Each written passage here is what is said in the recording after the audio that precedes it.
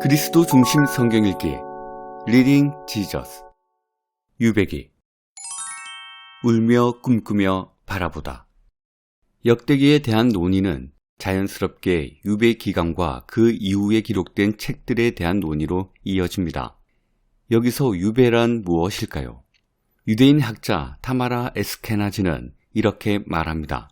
유배는 단순히 집을 잇는 게 아닙니다. 오히려 집이 있다는 것을 아는 것이며 그곳을 적들에게 빼앗겼다는 것을 아는 것입니다. 유배는 뿌리가 없는 상태가 아닙니다. 반대로 지금은 뽑혀버린 깊은 뿌리를 가지고 있고 그 뿌리를 단체로 고통에 몸부림치며 자신을 조롱하는 차가운 세상에 던져지는 것이며 본토와 고향으로 돌아가기를 갈망하는 상태입니다.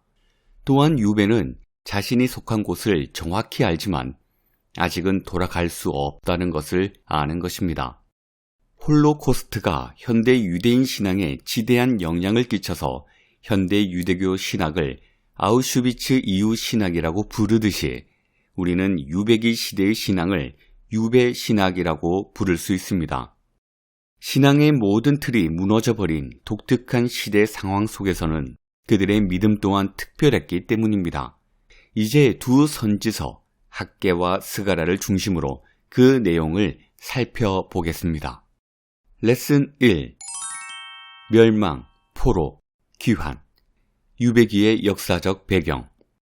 바벨론 유배기를 이해하려면 분열 왕국의 멸망 과정을 살펴봐야 합니다. 북왕국 이스라엘이 먼저 기원전 722년에 아수르에게 멸망당하는데 실제로는 기원전 745년에 아수르 왕 디글랏 빌레셀 3세가 습격했을 때 이미 주도권을 뺏긴 상황이었습니다. 당시 조공을 바치고 복종을 약속함으로써 완전한 멸망은 면하나 20년 후에 반란을 일으켰다가 사마리아에 포위되고 3년 후에 사르곤 2세에 의해 완전히 무너집니다. 이때 상류층은 추방되어 아수르 제국 곳곳으로 흩어지고 이스라엘 땅에는 다른 민족들이 정착하여 이후에 사마리아인으로 알려지는 혼합 민족이 탄생합니다.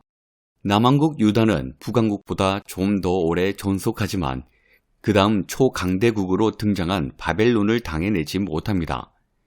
기원전 605년에 여호야김 왕이 느부갓네살 왕에게 처음 항복하면서 다니엘을 포함한 몇몇 지도자가 포로로 잡혀갑니다. 그런데 느부갓네살이 그 지역을 떠나자 다시 반란을 일으켰다가 기원전 597년에 또 한 번 패배하고 에스겔과 여호야긴 왕을 포함해 더 많은 백성이 바벨론에 잡혀갑니다. 그 후 바벨론은 여호야긴의 삼촌인 시드기야를 왕으로 앉히는데 시드기야가 반란을 일으키자 결국 기원전 586년에 예루살렘을 함락합니다. 이때 더 많은 백성이 포로로 끌려가는데 바벨론의 정책은 아수르와 달랐습니다. 아수르는 제국 이곳저곳으로 사람들을 이주시켜 흩었지만 바벨론은 사람들을 외곽에서 중심으로 이주시켰습니다. 따라서 포로로 잡혀간 자들의 땅을 다른 민족이 차지하지 않았고 그 결과 다시 돌아올 땅이 그대로 남아있게 됩니다. 기원전 538년 바사 제국의 새로운 왕 고레스가 성전을 재건하라고 유대인들을 돌려보내자 귀환이 이루어집니다. 이것이 일견 바벨론의 폭넓은 이주 정책과 종교적 관용 정책의 일부로 보이지만 성경은 귀환에 대한 하나님의 약속이 성취된 것으로 확신합니다. 이때 학개와 스가랴 선지자의 권고로 성전이 다시 건축되고 약 100년 후 에스라와 느헤미야를 통해 새로운 움직임이 일어납니다. 에스라는 하나님의 율법에 정통한 제사장으로서 이방 왕에게 의뢰를 받아 유다에게 율법을 다시 가르치고 느헤미야는 뛰어난 행정가요, 유능한 지도자로서 왕에게 요청하여 예루살렘 성벽을 재건합니다. 이것이 바벨론 유배기가 시작되고 포로 귀환이 이루어졌던 시대의 개괄적 역사입니다. 레슨 2. 눈물, 꿈, 재건. 유배 신학. 그렇다면 유배기 시대의 신학은 어떠했을까요? 그들이 가장 먼저 한 일은 우는 것이었습니다. 시편 기자가 이 모습을 잘 표현합니다. 우리가 바벨론의 여러 강변 거기서 앉아서 시온을 기억하며 울었도다. 우리가 이방 땅에서 어찌 여호와의 노래를 부를까? 시편 137편 1절에서 4절. 예루살렘 성벽이 무너지고 하나님의 거룩한 처소가 소멸되었으니 어떻게 기쁠 수 있겠습니까? 기쁨은 사라지고 슬픔이 찾아왔습니다. 하지만 이 슬픔은 몰락의 원인이 죄 때문임을 깨닫는 슬픔이기에 소망의 씨앗을 품고 있었습니다. 비극이 하나님의 주권에 의한 결과라면 새롭게 출발할 수 있는 소망 또한 그 주권에 있기 때문입니다. 상처를 주신 분이 상처를 싸매 주실 수 있고 자기 백성을 버리신 분이 다시 회복할 수 있기 때문입니다. 언약에 근거한 하나님의 사랑은 눈물 중에도 소망의 근거가 되기 때문입니다. 이러한 용서와 회복의 가능성을 받아들이면 슬픔에서 벗어나 꿈꿀 수 있습니다. 그래서 시편 126편은 말합니다. 여호와께서 시온의 포로를 돌려보내실 때에 우리는 꿈꾸는 것 같았도다. 모든 것이 바닥까지 무너지고 과거에 있던 모든 구조가 사라졌지만 바로 그때가 꿈꿀 수 있는 때라고 노래합니다.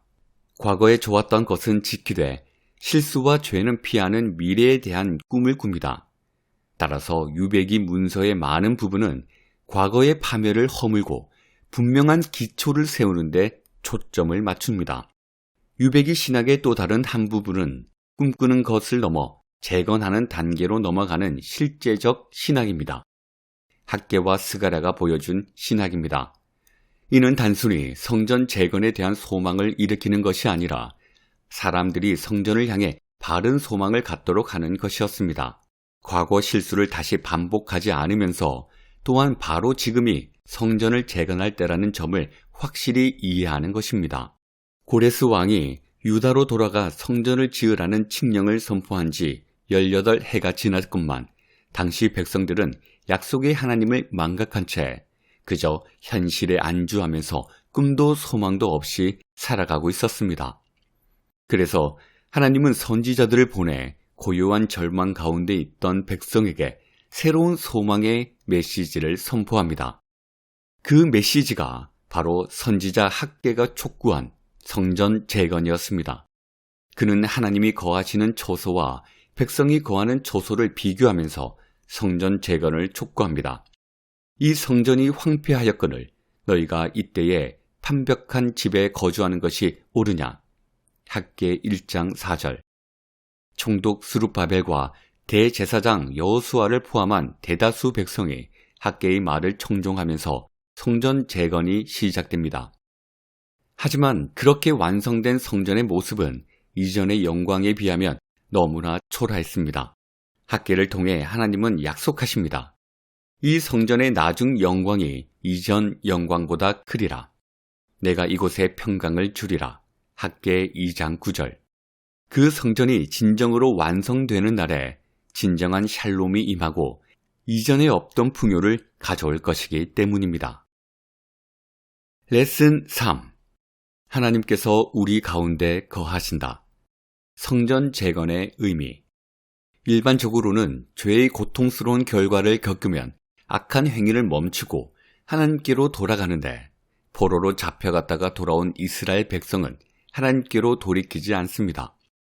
학개의 메시지는 바로 그런 백성에게 선포된 말씀입니다. 물론 어떤 사람들은 삶의 고통이 찾아오면 종교를 찾습니다.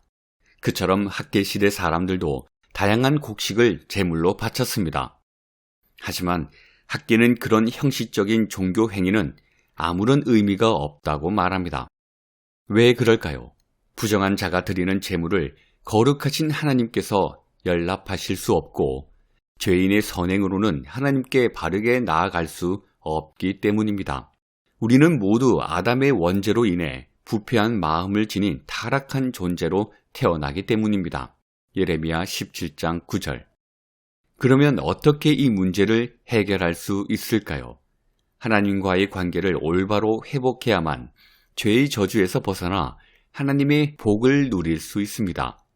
어떤 종교로도 이 문제를 해결할 수 없는데 아무리 최선을 다한다 해도 우리는 부정하고 하나님은 거룩함으로 우리 스스로 힘으로는 하나님께로 돌아갈 수 없기 때문입니다.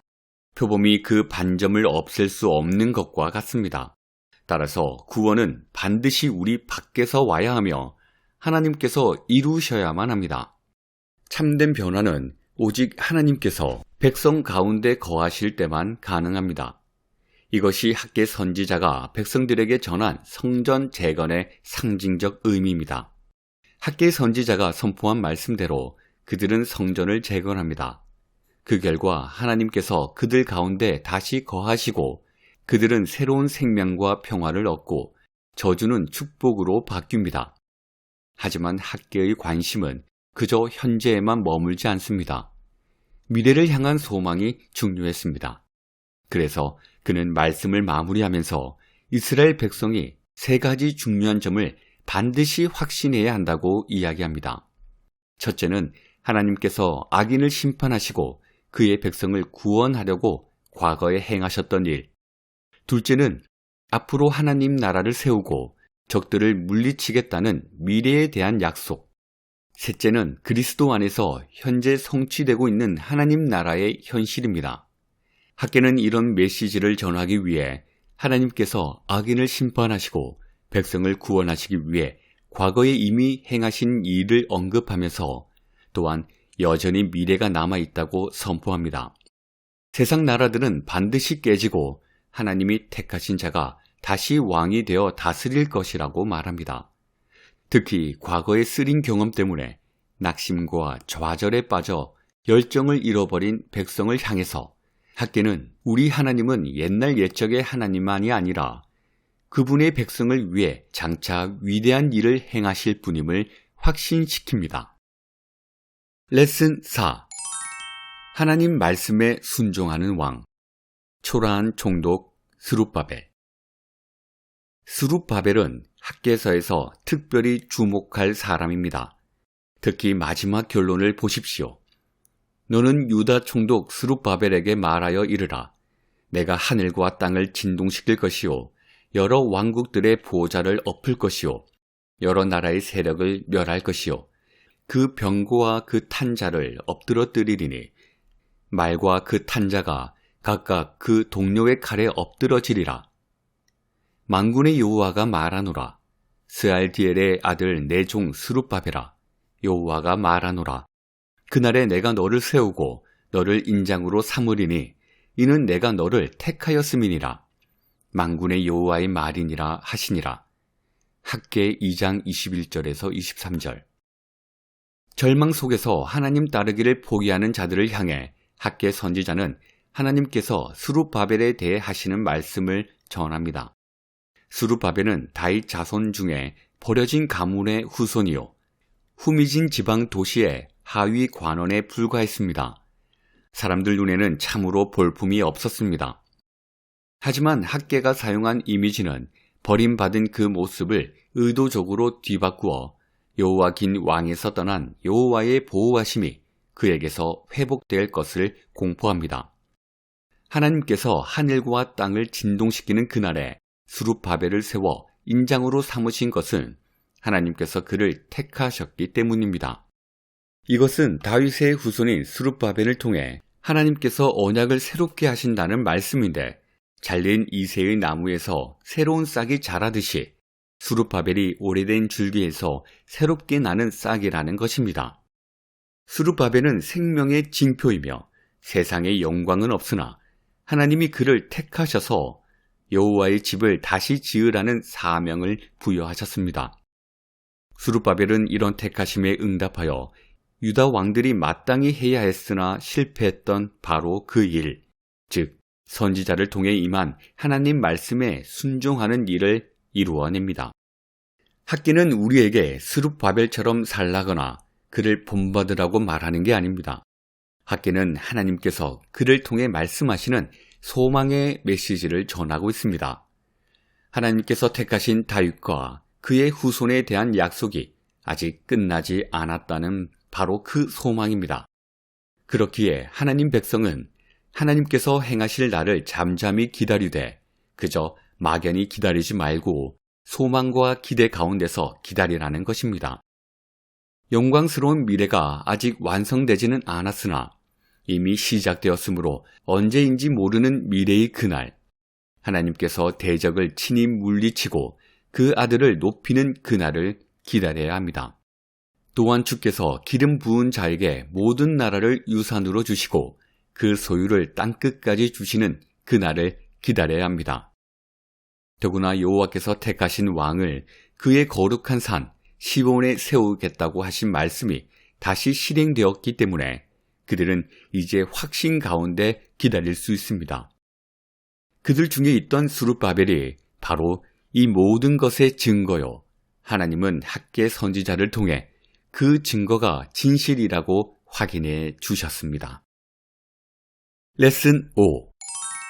재건된 성전의 거룩한 제사장이 대제사장 여호수아 환상. 학계 선지자처럼 스가랴 선지자도 성전 재건에 관한 메시지를 전합니다. 특히 사무엘하 7장을 반영하면서 여호와의 집이 지어지는 전제 조건인 안식에 초점을 둡니다. 스가랴는 이 조건이 온 땅에 이루어졌으며 따라서 성전 재건을 통해 이전에 없던 형통함과 택하신 시온의 회복이 이루어질 것이라고 선포합니다. 사무엘하 7장의 반복은 성전 재건의 타당성, 시기 적절함, 연속성을 확인해 줍니다.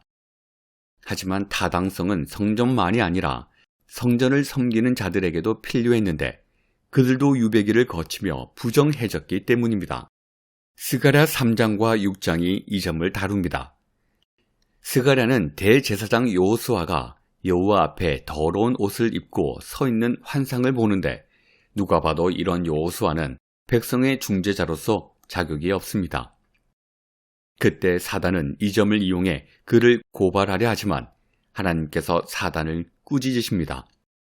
하나님께서 예루살렘을 향한 언약을 신실하게 지키신다는 것에 근거한 책망입니다. 하나님께서 예루살렘을 택하셨다는 것은 성전 재건이 하나님께서 주관하시는 일이며 그 성전에서 하나님을 섬길 제사장들도 거룩하게 세우신다는 뜻입니다. 그래서 하나님은 여호수아의 더러운 옷을 벗기고 그에게 정결한 관을 씌우고 깨끗한 옷을 입히십니다. 마치 아론과 그의 아들들이 금송아지 우상을 섬겼음에도 하나님께서 그들을 정결케 하시고 옷을 입히셨던 것과 같습니다. 하나님은 여호수아를 정결하게 하신 후 그에게 사명을 맡깁니다. 여호수아가 여호와의 도를 행하고 계명을 지키면 그가 여호와의 집을 다스리고 하늘에 속한 천사들과 왕래할 것이라고 말씀합니다. 이는 유배기 이전의 제사장들에게 주신 것보다 더 큰 권위를 대제사장에게 주신 것으로 유배기 이전에는 성전의 유효성이 왕들의 신실함에 달려 있었다면 유배기 이후에 재건된 성전의 유효성은 대제사장의 신실함에 달려 있음을 보여줍니다. 그런 의미에서 여호수아는 단순히 한 개인이 아니라 징표였고 장차 오실 여호와의 종이자 줄기에서 날 그 싹을 대신하는 인물입니다. 그래서 스가랴 6장은 여호수아를 그 싹을 대신하는 인물로 보여주면서 되관식에서 보좌에 앉은 왕 옆 제사장이 서 있고 그 둘 사이에 평화가 있다고 예고합니다. 스룹바벨을 통해 성전이 건축되고 그가 여호수아 옆에서 여호와를 섬김으로 이 싹의 즉각적인 성취는 이루어집니다. 하지만 제사장과 다윗 왕조 지도자 사이의 화평한 관계는 하나님께서 백성 가운데 거하신다는 가시적 증표인 성전을 견고히 세워 백성에게 평화를 안겨줌으로써 완성돼 갈 것입니다. 궁극적으로 예수 그리스도께서 이루실 일입니다. 예수 그리스도께서 성전인 몸을 입고 오셔서 자신을 희생함으로써 하나님과 우리 관계를 화목하게 하시고 우리를 죄로부터 정결케 하셔서 우리가 여호와의 임재 앞에 설 수 있도록 하시기 때문입니다. 리딩 지저스. 우리는 스룹바벨에게서 우리의 소망을 찾지 않습니다. 우리는 스룹바벨의 가장 위대한 아들, 스룹바벨 자신이 가리켰던 분, 바로 예수 그리스도를 바라봅니다.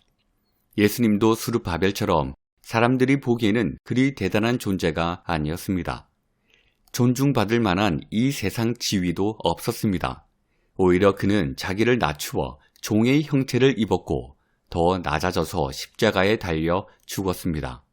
십자가에 달린 예수님은 하나님에게서 끊어지고 완전히 버림받았으므로 하나님께서 택하신 종 스룹바벨보다는 오히려 버림받은 왕 요아긴에 더 가까워 보입니다. 십자가 주변에 있던 자들은 예수님을 조롱하며 하나님이 그를 버렸다고 생각했고, 그래서 예수님을 향해 만약 선택된 하나님의 아들이라면 스스로 구원해 보라고 외쳤습니다. 예수님은 실제로 십자가에서 아버지에게 버림받았고 그 저주 아래에서 부르짖으셨습니다. 나의 하나님, 나의 하나님, 어찌하여 나를 버리셨나이까? 하지만 잠시 버림받으신 그 이멸에는 결코 깨질 수 없는 영원한 약속이 있었습니다. 하나님은 다윗의 자손을 택하셔서 이방의 빛이 되게 하시고 그의 백성에게 구원을 베푸셨습니다. 이사야의 고백처럼 예수님께서 받으신 저주는 우리가 받아야 할 저주였고 그 저주를 몸소 감당하심으로써 우리를 그 저주에서 영원히 자유케 하셨습니다.